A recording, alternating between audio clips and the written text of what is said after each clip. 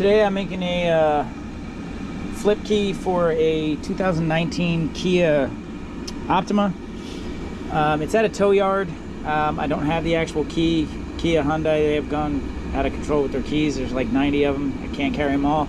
And being a tow yard, they just want a working key, so I'm going to make an X-Source universal, making it on the forward flip style. I selected the remote by the part number. It's a D4010. Got that in the Mini here, and I'm going to go ahead and generate that. While that's going, I'm going to get the key code, cut the blade, and then being the year it is, it's not going to have a transponder, so we'll just jump in the car, turn the key, and program the remote, and we'll be back in a minute for that. So it just popped up the message, when you generate the remote, it's going to overwrite the chip you may have written, and like I said, this car doesn't have a transponder, so I don't need it. We're just going to hit OK, get that generating, and then we'll be back when we get in the car. Alright, we are back in the car. I just cut the blade. I have a test blade in the ignition just to turn it on, make sure the remote works, get that programmed in right. Remote control learning. Turn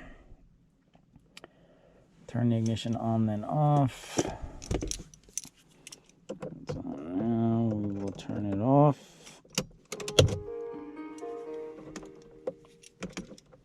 Pull it out.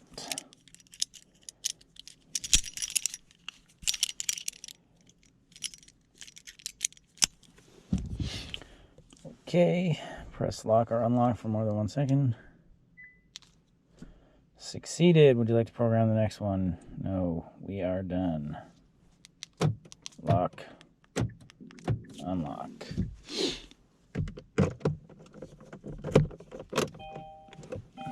Why do we not have start?